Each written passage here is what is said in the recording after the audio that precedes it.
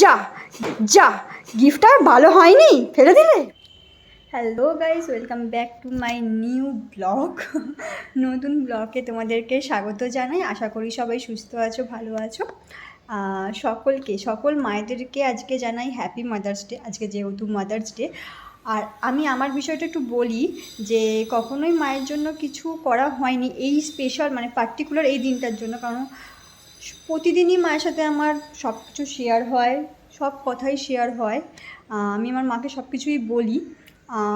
আর ঝগড়া তো প্রচুর হয় মায়ের সাথে।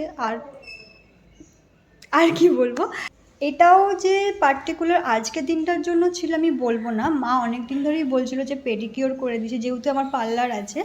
তো মা বলছিল পেডিকিওর করে দিচ্ছিস, কিন্তু তবুও পা ফাটছে কারণ আমার মা এত মানে জলের কাজটা একটু বেশি করে, তাই মায়ের প্রচুর পা ফাটে। তো মা বলছিল যে এমন কিছু হলে ভালো হতো যে পাটা প্লেন থাকতো, তাই জন্য মায়ের জন্য আমি একটা জিনিস অর্ডার করেছি, সেটা তোমাদের সাথে শেয়ার করব।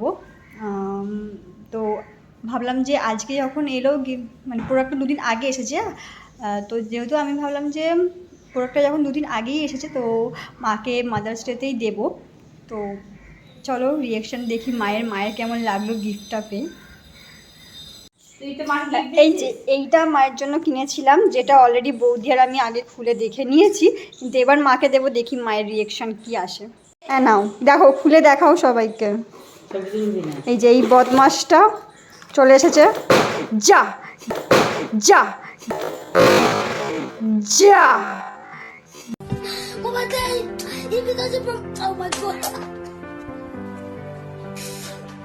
গিফটটা ভালো হয়নি, ফেলে দিলে। দারুণ হয়েছে,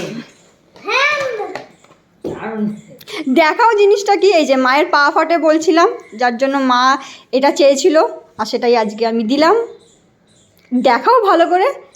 আচ্ছা, এটার আর একটা ভিডিও আমি নিয়ে আসবো, মায়ের সাথে কীভাবে আনন্দ করলে আজকের দিনটা, সেটা আমাকে কমেন্টে জানিও। ভিডিওটা ভালো লাগলে একটা লাইক, শেয়ার আর সাবস্ক্রাইব করে দিও। টাটা।